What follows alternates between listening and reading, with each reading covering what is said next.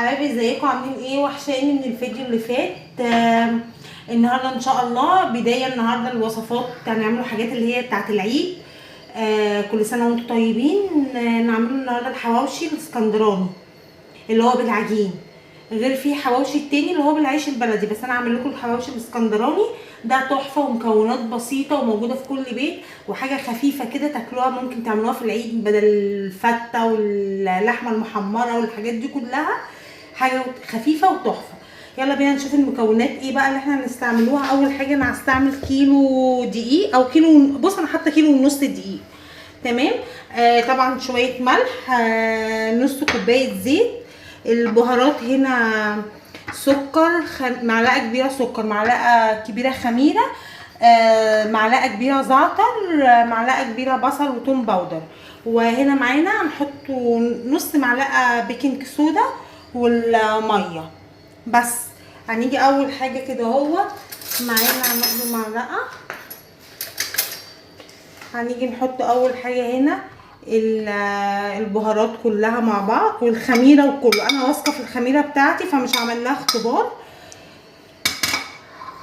بالمنظر ده. هنحط هنا نص معلقه بيكنج صودا، نص معلقه صغيره عشان دي تبقى حلوه قوي في العجين وفي العيش. وطبعا الملح برضو ايه شويه كده صغيرين مش كتير. وهنحط الزيت،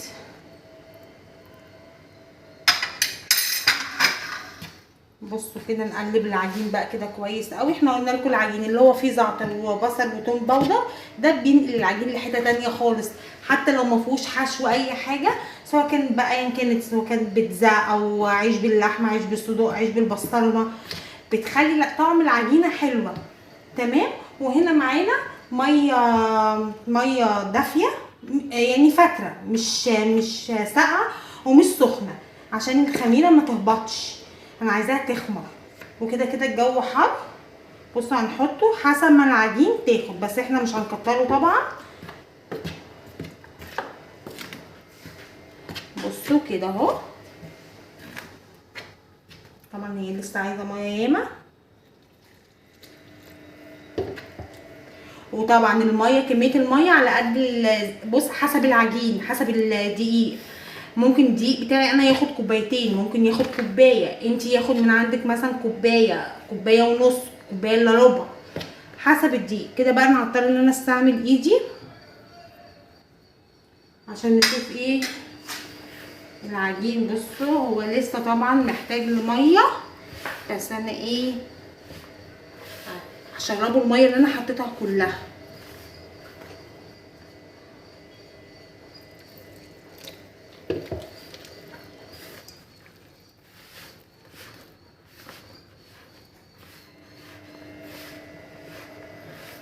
برضو لسه محتاج الميه.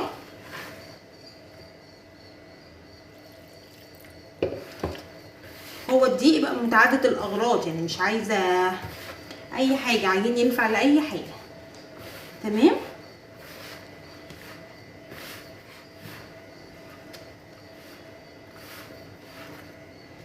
لسه كده برضو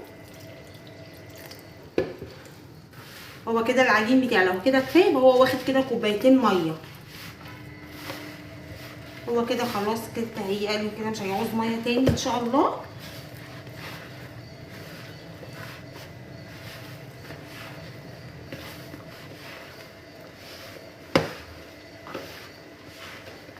هنفضل بقى كده بقى ايه، بصوا شوفوا مين بقى انتوا متغاظين من مين، اقعدوا طلعوه في العجينه. عايزاها ناعمه خالص وما بتلزقش، تلزيقه بسيطه قوي، تمام. بصوا حبايبي العجينه اهي خلاص اتلمت ونعمناها خالص. دي بقى نسيبوها ايه لغايه نسيبوها تخمر زي نص ساعه كده، لغايه العجينه ايه ما تعلى ايه، يعني تختمر شويه، تمام. وبعد كده هنيجي نقول لكم بقى نعمله بقى ايه الخلطه بتاعت اللحمه اللي انتوا اكنكم شاريينها من بره. هنسيبوها تخمر ونيجي نشوف هنعمل ايه في اللي احنا هنعملوها بقى، نتبلوها عشان الحشوه. العجينه خلاص سايبينها بتخمر. بصوا بقى ده نص كيلو لحمه، هنحط عليه ايه، محتاجين ايه 3 معالق زيت، معلقه بس زبده، ما فيش زبده خلاص مش عايزين. 3 فصوص توم مفرومين، فلفل برضو مفروم، يعني معمول في الكبه كده متقطع حتت صغيره، بقدونس، طماطم برضو مفرومه كده في الكبه، بصل. يعني انا ده نص كيلو لحمه حاطه زي اقول لك، يعني اقول لكم يعني زي نص كيلو او كيلو بصل. يعني اللحمه، العيش باللحمه عايز بصل كتير. تمام. ملح. البهارات بقى بتاعتنا، معلقه كبيره فلفل اسمر، نص معلقه صغيره جنزبيل، معلقه اللي هي 7 بهارات، معلقه صغيره برضو 7 بهارات، معلقه اللي هي صغيره بهارات لحمه، شطه، بابريكا، القرفه طبعا دي اساسي، بدل الاكله فيها لحمه يبقى فيها شويه قرفه. المكون بقى المغذي قوي وهيديكوا الحواوشي بتاع بره بالظبط. هما بيحطوا حاجات تانية، بس انا جايبه الحاجه المفيده والحاجه الكويسه اللي ما تضرش ولا ابني ولا جوزي ولا اولادي ولا اي حاجه. عامله حمص انا طحناه في المطحنه، بصوا مخلياه ناعم، بصوا عجينه خالص مفرول عشان ما يبانش، وهيكبر الكميه. وبصوا يعني مش هقول لكم هيخلي الطعم عامل ازاي، جربوا بطريقتي والله العظيم هيعجبكم. دي كوبايتين حمص انا طحناهم على نص كيلو لحمه. تمام. بصوا بقى هنحطوا ايه. اول حاجه هنحط البهارات كلها. تمام. هنحط الثوم، هنحطه كله على بعض، هنحط الثوم بالمنظر ده، هنحط الطماطم. ده نص كيلو لحمه هيعمل لنا كميه كبيره قوي، ممكن تشيل كمان. بصوا الفلفل ده، الفلفل مع الطماطم مع اللحمه مع البقدونس مع كله بدي ميكس روعه قوي. بصوا البقدونس، بصوا الكميه قد ايه، لسه ما حطيناش ولا حمص ولا بصل ولا حاجه. بصوا الاول نقلبه شويه.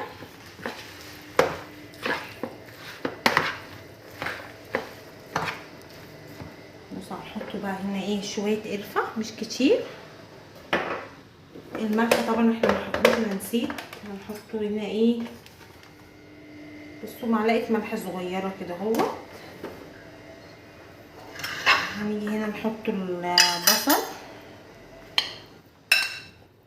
ممكن لو مش هناخد البصل كله براحتكم، انا هشوف برضو لو كده ممكن محطوش كله. انا كده كده البصل ده بحطه عندي في الفريزر بينفعني في اي حاجه. بصوا الالوان، بصوا المنظر عامل ازاي. احنا لسه كمان ما حطيناش الحمص. يعني بصوا انا عايزه اقول لكم حاجه، بتوع الحواوشي بره بيكسبوا قد ايه؟ عمرهم ما يعملوا لكم طبعا لحمه صافي، ولا تقولوا لي جزار ولا مش جزار، طبيعي بيملوه. بصوا الحشو ده بس طبعا مش بالنظافه دي. بصوا بقى هنحط كوبايتين الحمص المفرومين ولا عيبين خالص خالص والله العظيم، ولا هي العيش باللحمه بس.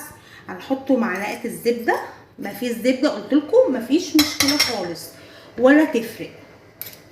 تمام. وهنحطوا ايه شويه الزيت بس، اعطوه تبقى لازمته، اعملوها بس وجربوا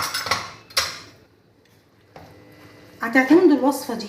انا في حاجه قلتها لكم طلعت مش كويسه، انا قبل ما اقول لكم على حاجه بكون انا مجرباها مره واثنين وعشرة.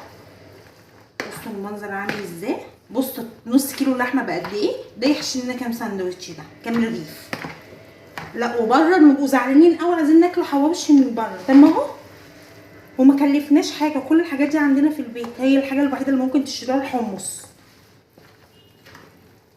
طبعا لازم يعني ايه، بصوا تقلبوه كويس عشان كل المقادير تخش في بعض بالشكل ده. حبايب اللحمه ده كل ده نص كيلو لحمه، انا حطيت بس اللي حطيته شويه ملح، لان لقيت الملح ايه، لقيتها مش يعني محتاجه شويه ملح.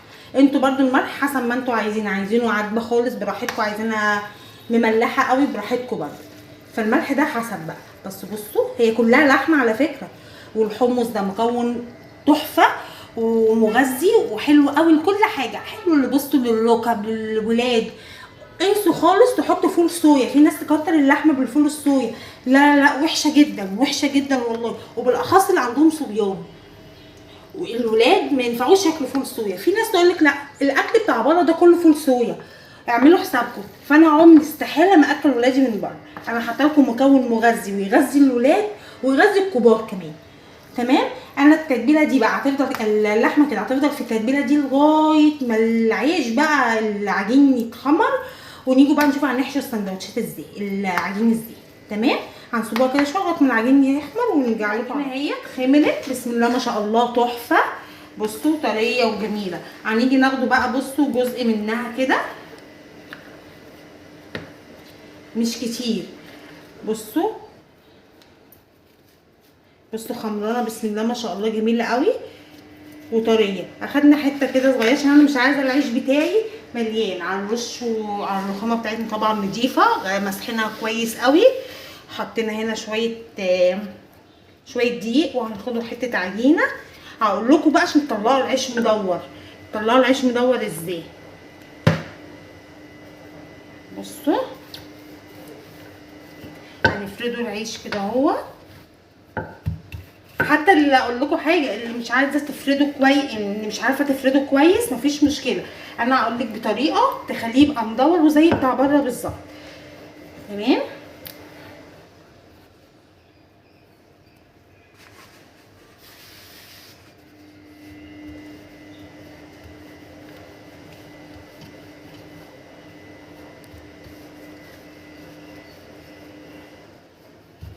بصوا كده، بس نفردوه ايه كويس قوي، عشان انا عايزه العجينه اصلا الرغيف ما يبقاش كبير، يبقى رفيع كده مش تاكله كله عجين. لا، مع ان العجينه طعمها حلو اصلا هتبقى تحفه، بس لا انا عايزه ايه كده اهو. بصوا كده رفعنا. تمام. بصوا عندنا طبق من دوت، بصوا هنحطوه كده اهو. هنيجي ايه،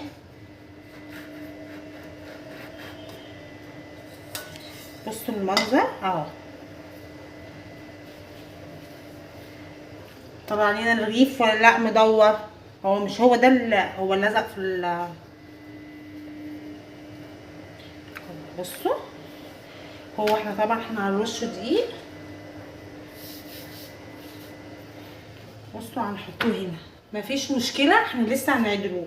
هناخده حته عجينه تانيه.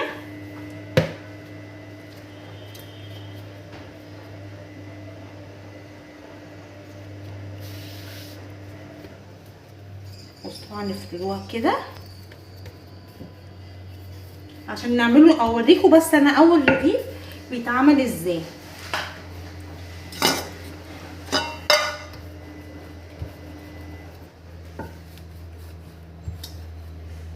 معلش انا مش عارفه استعمل ايدي التانيه عشان وجعاني،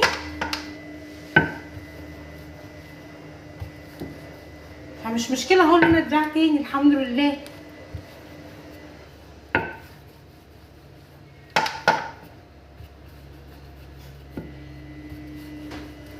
بصوا كده، انا بصوا بوريكم اللي ازاي يعني اي حاجه ممكن نعملوها.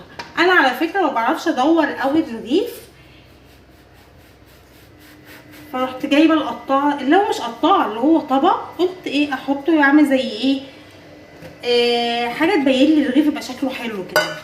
ماشي. بص هنحطه بقى دي هنا اهو. هنيجي بصوا انا مقسمه اللحمه كور، هنيجي نحط اول كوره كده. اللحمه اقول لكم ريحتها خرافه، تحفه تحفه بجد يعني. بصوا المنظر ده كده اهو كله. احنا نخلوا اللحمه برضو على الحروف عشان يبقى العيش ناكله الرغيف كده يبقى كله مليان لحمه، ما يبقاش حته وحته. تمام. واللحمه اللي انا جايباها فيها مش جايباها حمرا خالص، ان الحواوشي حلاوته ما يبقى فيه دهنه كده اهو، حته سمين اللحمه متبقاش حمرا. تمام. اهو بصوا الرغيف التاني اللي احنا عملناه هنحطه كده عليها. هنيجي نقفله بقى كويس كده اهو بالشكل ده.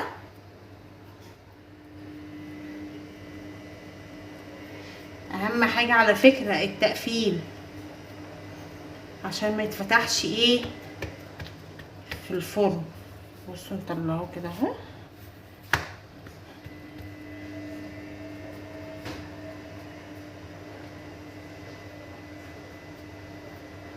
بالمنظر ده. بصوا انا قلبته عشان ايه القفله تبقى ايه حلوه، يعني ايه ما يتفتحش مننا الايه الرغيف. وهنروح عاملينه كده اهو. اللحمه هتتفرد في الساندوتش ايه. بصوا بالشكل ده. جيت انا هنا عامله صاجه فيها ورق زبده ودهناها شويه زيت، هنحط فيها هنا الرغيف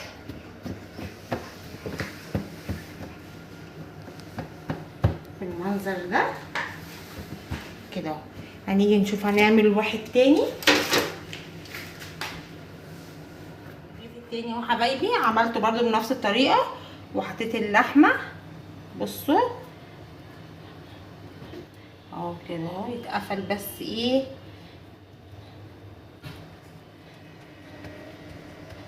كده، مش هتلاقوا العجينه كتير وهتلاقوا كل الرغيف فيه لحمه. بصوا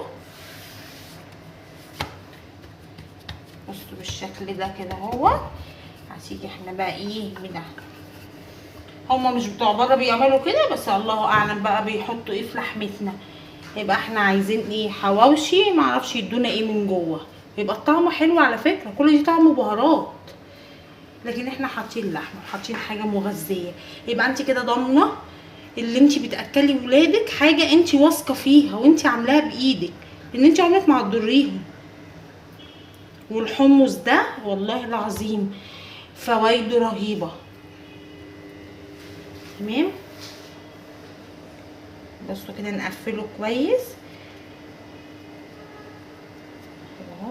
على فكره هو ريحته رهيبه وقبل ما يستوى. ده لسه المره الجايه ان شاء الله الفيديو الجاي كده فيديو مره تانية نعمل لكم الصدوق عشان نعملوا حواوشي الذوق. بصوا نحطه هنا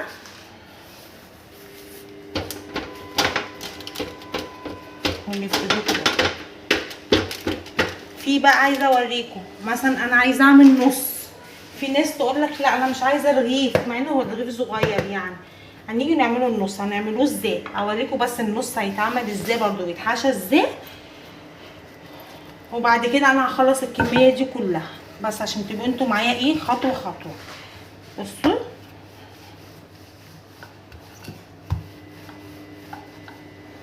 معلش هو انا مش عارفه بجد امسك المردانه ديت عشان انا ايديا وجعاني، بس والله برضو ما قلت لا لازم اعمل لكم الوصفه ديت عشان ايه دخول العيد اعمل لكم وصفات العيد وصفات كتير وحاجات حلوه كتير وكده.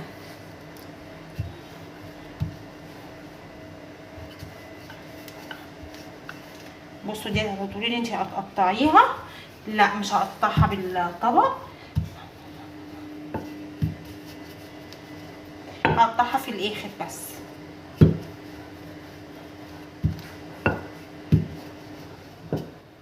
بصوا كده احنا هنحط اللحمه ايه هنا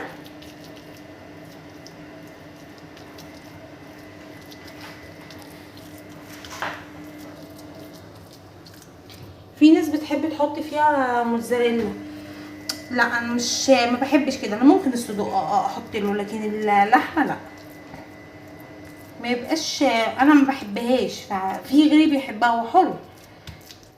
ماشي بالشكل ده. بصوا بقى هنجيبه هنا الطرف ده تمام. هنيجي نحطها ايه كده. بصوا بقى مش الطبق ده اهو، هنيجي نعمله هنا ايه، هنيجي نمسكوه كده اهو، هو نيجي على الطرف نتك عليه هيسوي لنا الطرف بتاع ايه العجين. بصوا كده نمسكوه كده اهو كأنك بتمشي. بصوا طلع ايه العجين متساوي وتحفه. هنفردوه برضو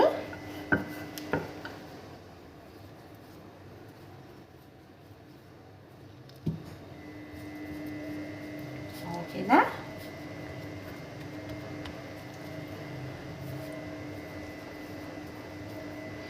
بصوا هنحطه هنا دقيق برضه عشان ايه الدنيا ما تلزقش، وهنقفله كويس. ده احنا ايه نروحوا بقى ايه نعملوا الحواوشي ده ونبيعوه، شوفوا هنكسب قد ايه.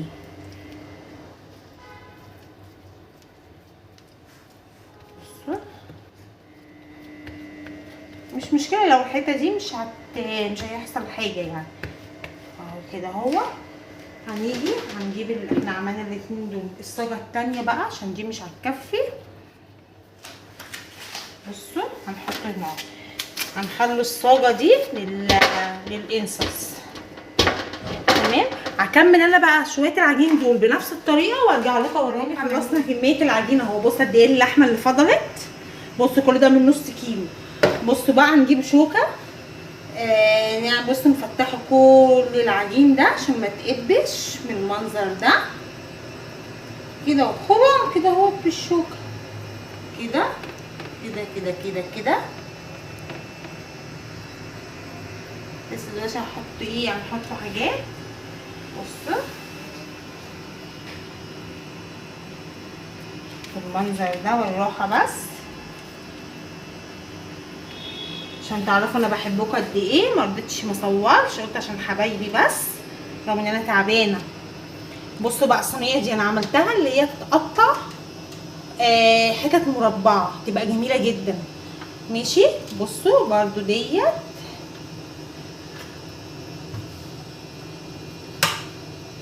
تتخرم كده كويس قوي بالمنظر ده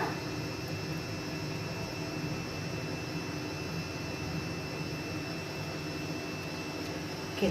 بصوا بقى معايا صفار بيضه، صفار بس حطيت عليها شويه فلفل اسمر صغننين خالص. ماشي. وادهن الوش كويس كده.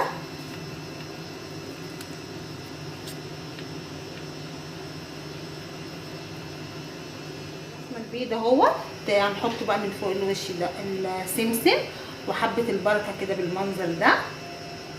يلا بقى خلي بقى الولاد شويه بقى كانهم شارين حواوشي من بره، واحلى من بره وتحفه ومغذي، في حاجات مغذيه زي الفل. المنظر ده كده اهو.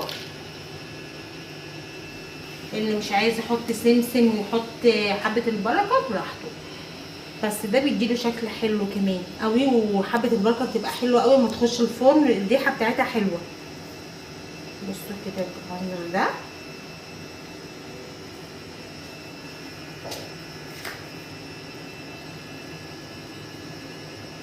الصينيه دي كمان هتبقى حلوه قوي.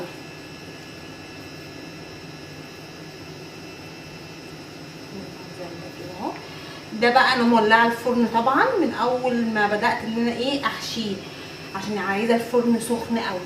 ده وتتحط بقى على درجه حراره كده. خلصنا يتحط على درجه حراره 200. اول ما نلاقي الوش ابتدى يتحمر نخليها على 180، ياخد في الفرن من 15 دقيقه ل 20 دقيقه. تمام. اول ما يخلص بقى هاجي اوريهولكوا بقى الشكل النهائي بتاعه يبقى عامل ازاي. تمام. العيش اهو طلع. بصوا المنظر، بصوا الشكل عامل ازاي، تحفه ولا ريحته جباره والله العظيم فظيعه. بصوا اللي هي الصينيه اللي قلت لكم عليها هي هطلعها بقى. بصوا طلعتها انا خلاص. بصوا بقى نيجي نقطعوها. عايزين نسوي اللي في الجناب مفيش مشكله. بصوا نشيلوا الحتت ديت هتتاكل، بس ايه ممكن عشان مثلا لو جوزي الولاد مثلا ايه. انا على فكره بحب الحاجات المفنوعه قوي كده. بصوا كده هي كله تشيل. بصوا بقى الشكل كده عامله كأنك عامله رقاق او عامله جلاش، فكره جديده.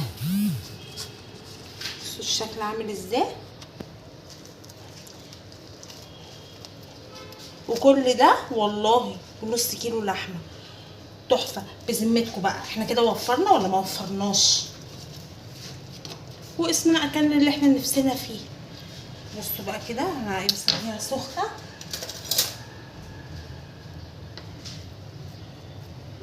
بصوا المنظر سخنه قوي.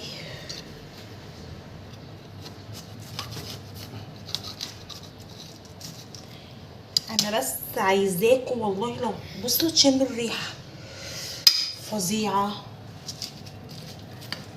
بصوا الشكل عامل ازاي، عشان مش عارفه امسك بالايد ديت انا. ايه رايكم بقى؟ بصوا المنظر، بصوا الشكل عامل ازاي، بصوا اللحمه فظيعه فظيعه فظيعه، والريحه جباره. بصوا نفسي تجربوا الوصفه بجد خطيره. بصوا الشكل بقى ده، بصوا ده اللي هي المقطوعه اللي انا قطعتها اللي هو الرغيف المدور. بصوا المنظر بتاعه والعيش، بصوا العجينه طريه، بصوا الشكل، بصوا العجينه قطن، بتاكلوا حاجه كده قطنيه وهشه فظيعه. بصوا ما اقولكوش على الطعم، لا بجد سلم ايديا والله العظيم، ده انا استاهل كده. تخلوني كده بص مليون لايك والتعليق الحلو بقى. استنى ادوق انا كمان طعمه، اقول لكم بقى طعمه ايه. جبار وحياة ربنا فظيع، سلم ايديا وحياة ربنا سلم ايديا. بصوا بصوا بنص كيلو لحمه وشلت منها، بص عامله قد ايه. شوفي يعني غدوه ممكن نعملوها على يومين، صح ولا مش صح؟ حمرت جنبيهم كده شويه بطاطس، اللي هي البطاطس السحريه اللي بتتحط كده تكبر، جميله قوي برضو. وبنتي راحت حاطه لها شويه بهارات، عطت طعم جميل قوي. ايه رايكم بقى؟ ايه رايكم كده وفرنا ولا لا؟